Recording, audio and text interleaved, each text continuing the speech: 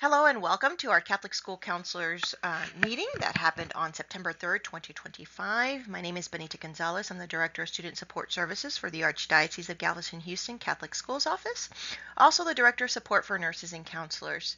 My direct contact information is there on the screen at bgonzalez@archgh.org is my email, and my direct line is 713-391-2630. Thank you, and let's get started. First, we talked about counselor mentors. We did let all new counselors know that they would be assigned a counselor mentor. This counselor mentor would be kind of like your phone a friend in case you had any questions or anything that you just needed support on, or if you just wanted to see a sister and brother in Christ in their setting at a different school and just take some observational notes to take back to your school, you're welcome to go do that visit. Again, myself, Benita Gonzalez, is here in the Catholic Schools Office to support any counselors within our archdiocese, but again, just a counselor mentor to support you as well on the side. Also, we talked about the counselor onboarding. If you're a new counselor at this time, we do have a video accessible for you to watch that has all of these wonderful bullet points within that counselor onboarding. We do anticipate to have this counselor onboarding on Capernaum, so hopefully this will be available very soon as we're starting to get a lot of these trainings available and accessible through Capernaum for all our archdiocesan employees. During our meeting, we also talked about the pastoral response to persons' identity as transgender that happened on June 11th, 2025, which was during the summer at St. Mary's Seminary. We did go over the information that was transpired at that specific presentation. Again, this presentation was not through our Catholic Schools Office. This was through the Archdiocese. It was through a different office within our Archdiocese that put this together for different departments. Counselors within our Archdiocesan Catholic schools and also within our independent schools were invited to attend, also were administrators. We had a wonderful attendance. I did have the counselors who were attending to review some of the information for other counselors to look at and also to have those discussions about. Also, during the meeting, we went over the guidance tracker that is currently within our Archdiocesan Comprehensive Developmental Guidance Programming. So this will be at the very end towards the system supports. Now, the Catholic School Guidance Program Tracker can be used a couple of ways. It is a tool to support our current counselors to track the 4 core elements, which is the individual planning support, response support, system support, and guidance and curriculum areas. This Excel sheet is accessible through the counselor portal, which is on the web page, and within that web page, when you find this tracker, it'll be under the guidance programming. So I will be meeting with many of the counselors within our archdiocese virtually to be going over this specific tracker and how to utilize it and how to create it as a communication tool so you can talk to your to all stakeholders actually, but really and truly to your administrators on all the great work that goes into your current not only guidance programming, but also within the roles that you as a counselor play within our Catholic schools.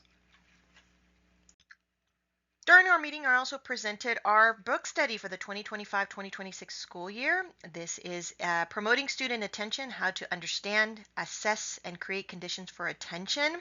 This is a book from Robin Wisniewski. She is well-renowned, known for all things areas in attention, RTI. You might also recognize her name in other areas of books and book studies that she has put out there through the ASCA. I did provide some reflection prompts that goes along with the book study. For those counselors that were able to not attend, I did send a copy of the book to your campus. That way you're able to reflect on these reflecting prompts that were also sent via postal mail with the book as well. The book study that we have currently right now is in support of one of our top 3 identified diagnoses across our archdiocese, which is attention deficit disorder, also known as ADD, or also ADHD with the hyperactivity component to it. So, but also it's not just those who are identified, but also those who may have, who need some strategies and tools on how to stay focused in the classroom, because sometimes levels of distractions or things that are intruding within our thoughts are not allowing for specific academic support to be happening. And sometimes we just need a few strategies. And when I say we, our staff members, our counselors, our administrators need a few strategies on how to support and this area of attention, how to keep this area of attention alert within our students. So happy to provide this book study for us. And again, we'll be working with this book and this book study throughout our 4 different counselor meetings throughout this school year. Next, we had our new Director of Faith Formation for our schools, Maris Bridger. She spoke about the catechist formation information to counselors. If for some reason you have any questions about your catechist certificate or any kind of hours that you're needing, Maris Bridger would be the one to contact here in our office. Our counselor webpage. The counselor webpage can be accessed if you go to www.choosecatholicschools.org. And when you click on portals, scroll down to counselors. The password will be hashtag capital M mental, capital H health. It's all together. So hashtag capital M mental, capital H health. It'll help you access the one-stop shop for counselors and all things resources.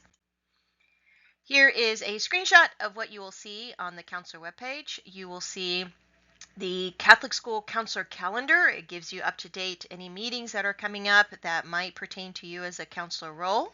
Also, your Catholic School Counselor form that's in there, that's also due at the beginning of the school year. Accommodation strategies for teachers. So if you're supporting with those Catholic accommodation plans, some accommodation strategies for teachers to support them. It's also going to be on the teacher's webpage, so that's why there's a password right beside that. So when you click on that link, it's going to ask you for a password for the teacher's page, and it is right there. It is also teachers. Also giving some admissions information for Catholic high schools. We do need to update some of that since we're at the beginning of the school year. The Comprehensive Developmental Guidance Program is in there as well. So this is going to be a key component for our counselors. So make sure that you read through that and make sure some of those areas, if not all of those areas, are within your parent and your school handbooks.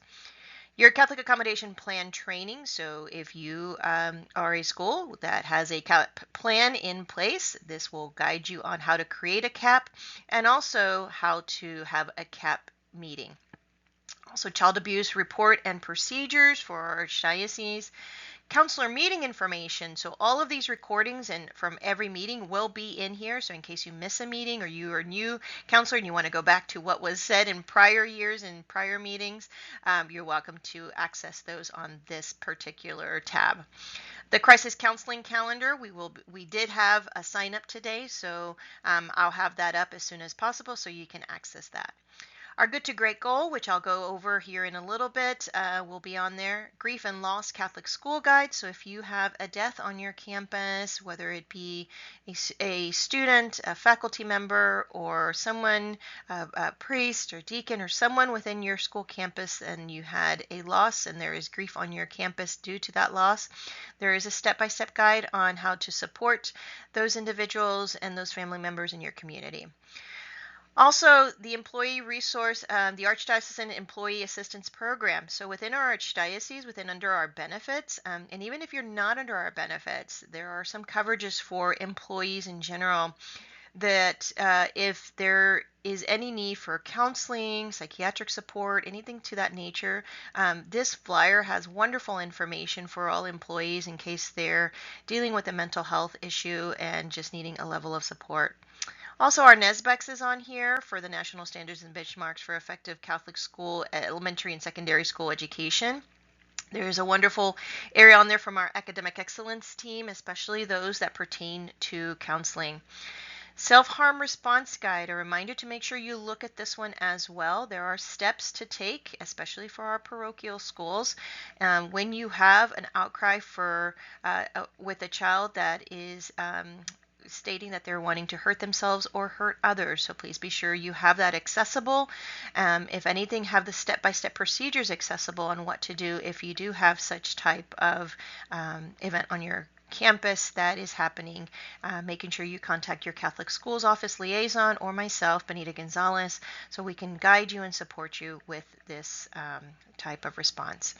Lastly, as a student support guide, as we have TEFA, the Texas Education Freedom Accounts, also known as Prior Education Savings Accounts, that we make sure that we have in place the resources in order to support students. So for example, the reason I brought up TEFA is because the first level of students that will be qualifying for this specific education savings account are those with disabilities. So making sure that within your applications you have your special needs disclosure questions.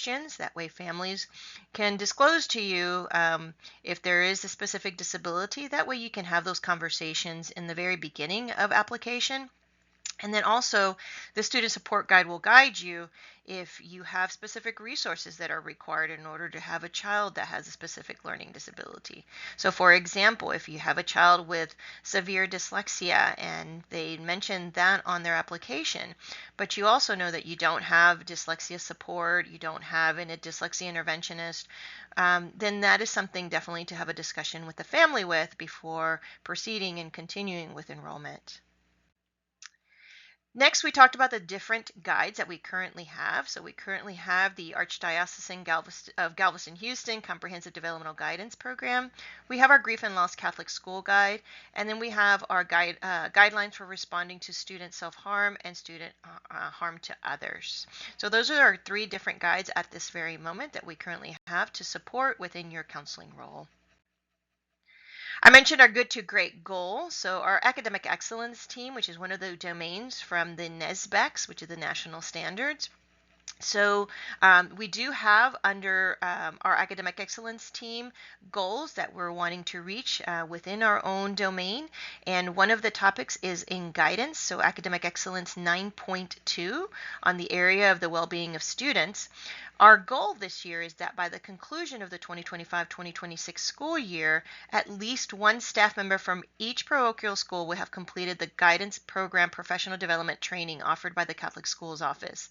A reminder, we are putting this into Capernaum so we can keep tally and reporting on this, but a reminder that even though it says only at least one staff member, it doesn't mean your whole school cannot look over and complete this, but we only need at least one per school if at all possible. I will be sending out that information when it is accessible through Capernaum so we can move forward with that. Next, we talked about our guidance programming. You heard me say the 4 core elements, which are at the top left-hand corner: guidance curriculum, individual planning support, response support, and system support. A reminder that we do, under our guidance curriculum, have under that specific element, we do have a specific guidance framework, which falls within our theological and cardinal virtues and also castle competencies. So taking a good look into that area of your guidance curriculum. Also, within your response support, we have implemented our bullying prevention framework, making sure that you take a look at that wheel as well, that you have those 9 elements surrounding your Catholic school.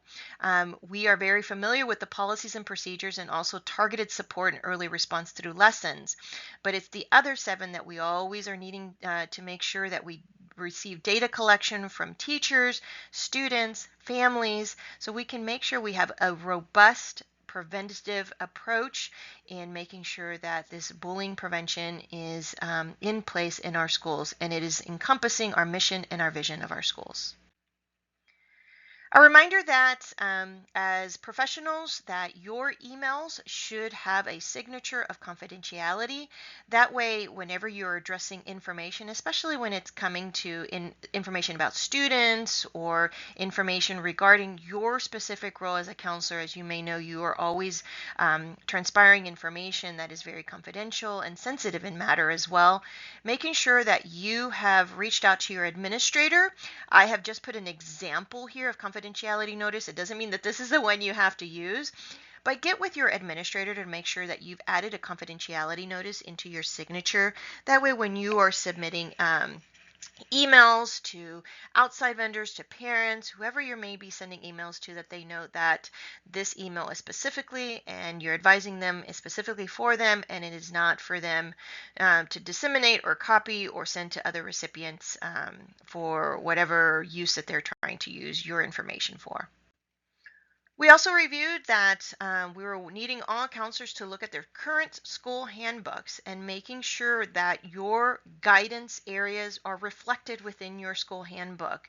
Making sure you have the 4 core elements in your guidance programming. You talk about those 4 core elements and how what you're doing to support in the guidance curriculum within your specific school. What resource are you using in your specific school to support that guidance framework with those theological cardinal virtues and any of those CASEL competencies.